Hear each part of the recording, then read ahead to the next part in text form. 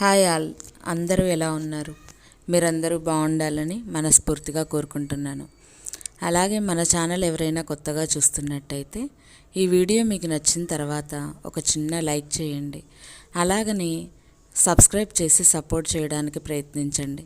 ఎందుకంటే మీకు నచ్చిన ఈ వీడియో ఇంకొంతమంది దాకా వెళ్ళి వాళ్ళు కూడా చూసి నచ్చడం జరుగుతుంది. కాబట్టి వాళ్ళ దాకా వెళ్ళాలంటే మీరు ఒక చిన్న లైక్ సబ్స్క్రైబ్ చేస్తే సరిపోతుంది. ఇదొక్కటే నేను అడిగే చిన్న విన్నపం. ఇక ఈరోజు కథలోకి వెళ్ళినట్టయితే, కిషోరు చాలా దూరం నుంచి లారీలో సామాన్ తీసుకొస్తూ ఉంటాడు. అలాగనే అతనికి పక్కనే సహాయం చేస్తూ రాము అనే వ్యక్తి కూడా ఉంటాడు. ఇద్దరూ కలిసి చాలా దూరం ప్రయాణం కాబట్టి సగం సేపు ఒకరు డ్రైవింగ్ చేయాలి అని డిసైడ్ అయ్యి ఇద్దరూ కూడా ఆ సామాను తెల్లవారేలోపు ఆ ప్రదేశానికి చేర్చాలి అన్న ఆలోచనతో చాలా దూరం నుంచి ప్రయాణం చేస్తూ వస్తూ ఉంటారు. ఇక మధ్యలో తినడానికి కూడా ఏమీ దొరకదని తెలిసి వాళ్ళు ఇళ్లల్లోనే కావలసిన తిండికి సామాన్లు అన్నీ కూడా తీసుకొని వచ్చి మధ్యలో తిందామనుకుంటారు. ఇక ఎక్కువ దూరం ప్రయాణం అయితే చేసుంటారు. అప్పటికే వాళ్ళిద్దరికీ అలుపు వస్తుంది. అలాగనే విపరీతమైన ఆకలి వేస్తుంది. ఇక వాళ్ళిద్దరూ ఎక్కడైనా మంచి ప్రదేశం ఉంటే అక్కడ లారీ ఆపి భోజనం చేద్దాము అని అనుకుంటూ ఉంటారు. కానీ ఎంత దూరం ప్రయాణించినా ఒక వెలుతురు కానీ అలాగనే ఎక్కడా కూడా ఏ ఇళ్ళు కానీ ఏవి కనిపించవు. ఇక దారంతా కూడా అడవి ప్రాంతంలాగా ఉంటుంది. ఇక ఆకలి తట్టుకోలేని వాళ్ళిద్దరూ కూడా సరే చెట్ల దగ్గరైనా సరే ఆపి తిందాము అని అనుకుంటూ ఉంటారు. ఇక కొద్ది దూరం ప్రయాణం చేసిన వారికి ఎక్కడా కూడా సరైన వసతి కనిపించక చెట్ల దగ్గరే ఆపుతారు లారీని. ఆపి అక్కడికి వెళ్ళి కూర్చొని ఇంటి దగ్గర నుంచి తెచ్చుకున్న భోజనాన్ని తింటూ ఉంటారు. ఇక విపరీతమైన ఆకలితో ఉన్న వాళ్ళిద్దరూ తెచ్చుకున్న భోజనాన్ని మొత్తం ఒకేసారి తినేస్తారు. ఇక తిన్న తర్వాత చాలా దూరం ప్రయాణం చేసిన అలసట వల్ల ఇద్దరికీ కూడా నిద్ర వస్తూ ఉంటుంది. కంటి మీద కునుకురుపాట్లు పడతా ఉంటాయి. ఈ పరిస్థితుల్లో లారీ నడపడం చాలా కష్టమని అనుకుంటూ ఉంటారు. ఇక ఇద్దరూ కూడా ఒక గంట కానీ లేదా 2 గంటలు కానీ నిద్రపోయి లేసినట్టయితే ఓపిక ఉంటుంది. అప్పుడైతే లారీ ప్రయాణం చేయవచ్చు అని అనుకుంటూ ఉంటారు. కానీ చుట్టుపక్కల ఎంత దూరం ప్రయాణం చేసి వచ్చినా ఎక్కడా ఇళ్ళు కానీ హోటళ్ళు కానీ ఏవీ కనిపించవు వాళ్ళకి. ఇక లారీలోనే పడుకొని నిద్రపోదాం అనుకున్నా కానీ వాళ్ళు కూర్చునే ప్లేసులు తప్ప మిగతా అంతా కూడా లారీ నిండా సామాన్తో నిండిపోయి ఉంటుంది. కూర్చోవడానికి కూడా చాలా ఇరుకిరుకుగా కూర్చుంటారు వాళ్ళిద్దరూ కూడా. ఇక పడుకోవడం అంటే అసలు కుదరని పని. అందుకని వాళ్ళిద్దరూ లేచి కొద్ది దూరం ముందుకు వెళ్ళి అక్కడ ఏదో ఒక చెట్టు కిందే పడుకుందాము అని అనుకుంటూ ఉంటారు. అలా భోజనం చేసిన తర్వాత భోజనానికి సంబంధించిన సామాన్లు మొత్తం లారీలో పెట్టుకొని కొద్ది దూరం ముందుకు వస్తారు. ఇక చాప దిండు అవి తీసుకొని ముందుకు వస్తూ ఉంటారు. అలా వస్తున్నప్పుడు వారికి ఒక చిన్న వెలుతురులాగా కనిపిస్తుంది. అయితే కిషోర్ ఆ వెలుతురు చూడంగానే రాముతో ఇలా అంటాడు, ఇలా చూడు రాము, అక్కడ ఏదో వెలుతురు కనిపిస్తుంది. అక్కడ ఏదైనా వెలుతురు ఉందంటే ఏదైనా చిన్న ఇల్లు కానీ పాకలు కానీ ఇలాంటివి ఏవైనా ఉండుండొచ్చు.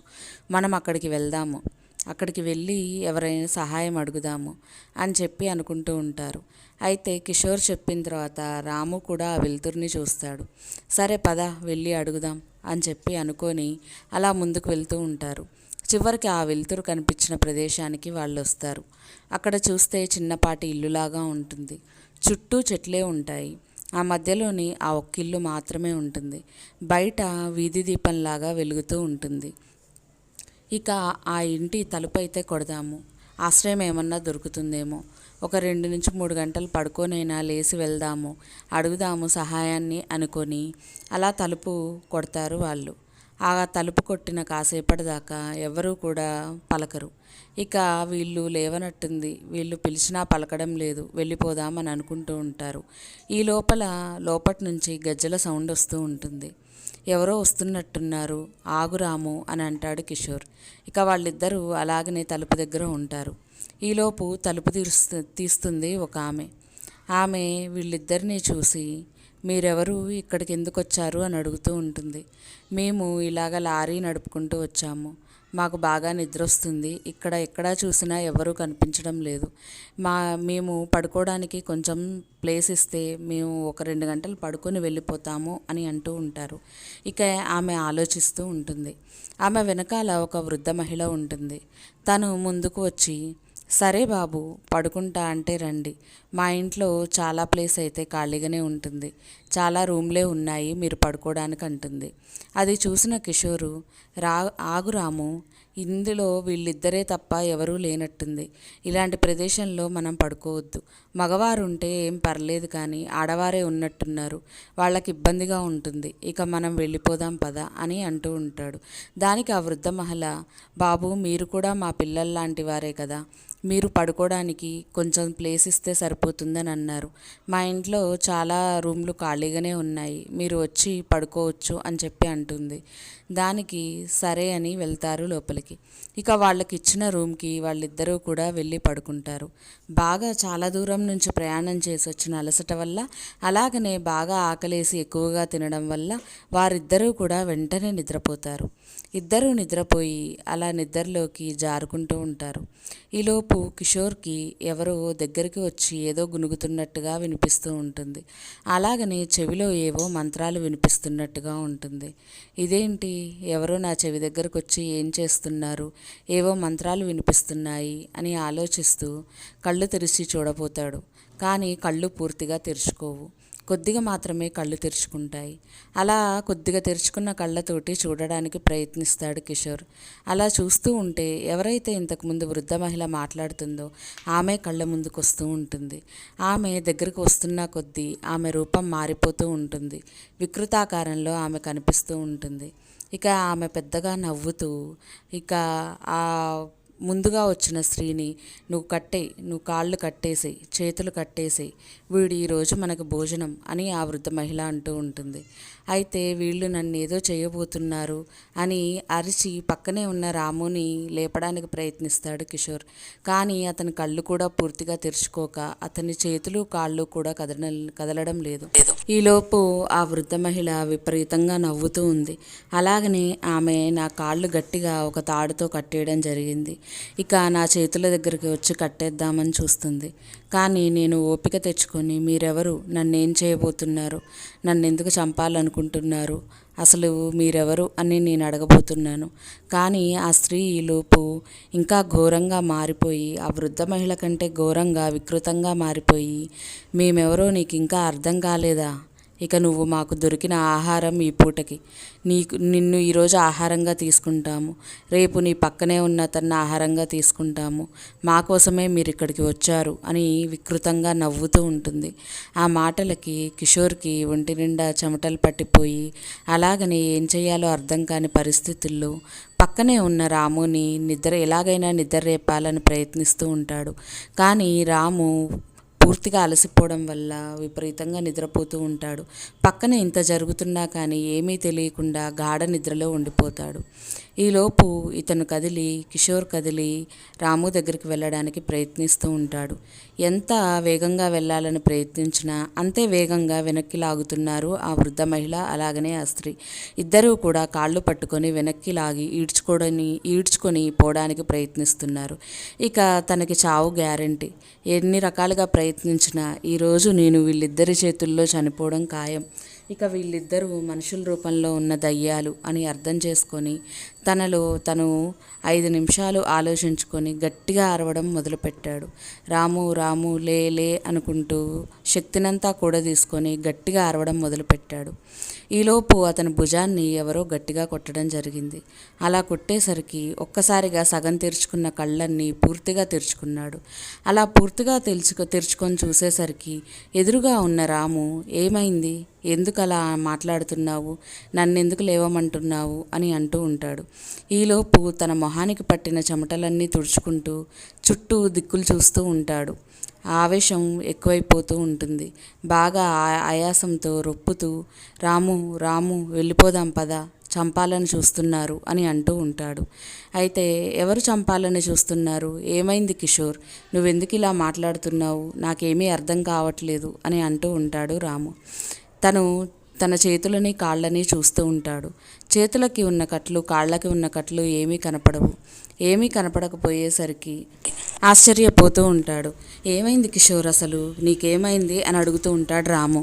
తనకి ఇప్పటిదాకా ఏదైతే జరిగిందో అదంతా అక్కడే ఉన్న రాముకి చెప్తాడు కిషోర్. అలా చెప్పేసరికి కిషోర్ చెప్పిన మాటలన్నీ విన్న రాము ఒక్కసారిగా భయపడతాడు.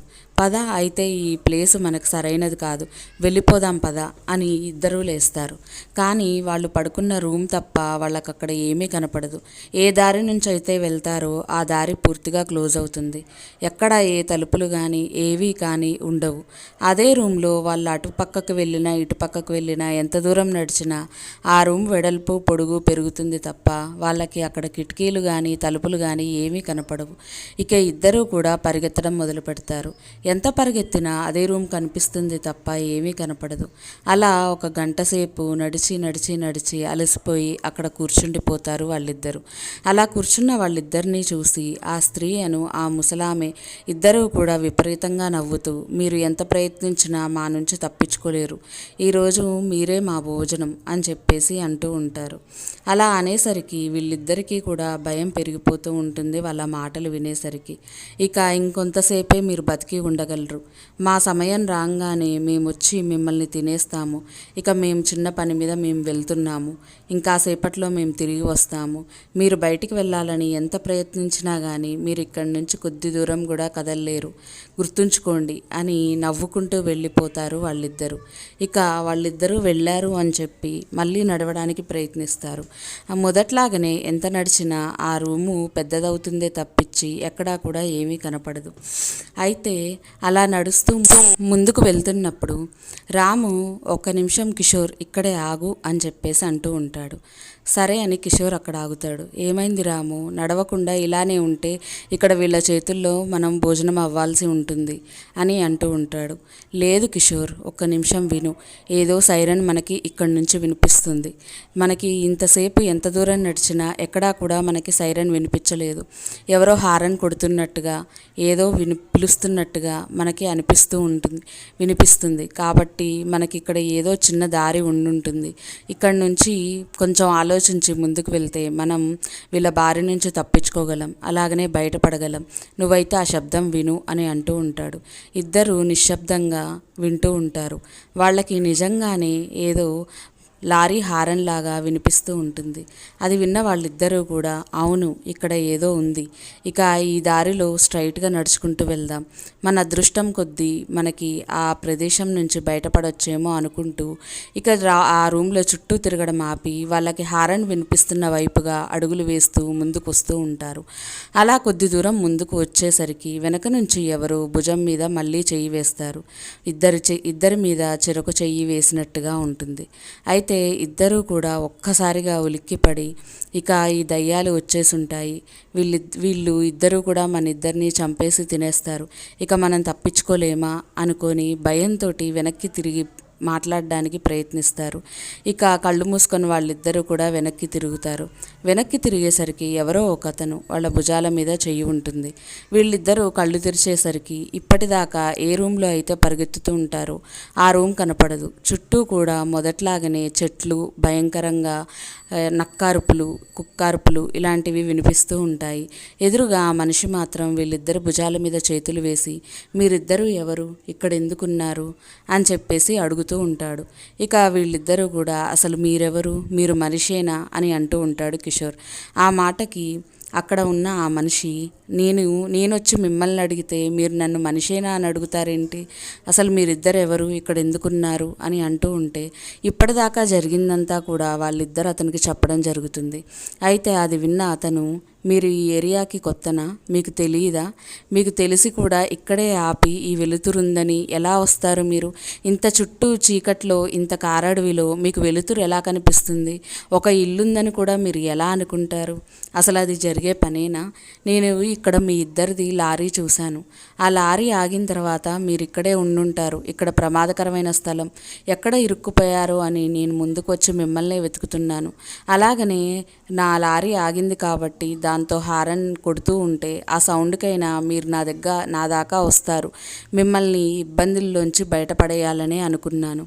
తెలియని వారే ఇక్కడ ఆగుతారు, తెలిసిన వారు ఎవరు కూడా ఇక్కడ ఆగరు. అందుకే ఇందాకటి నుంచి హారన్ కొడుతూ ఉన్నాను.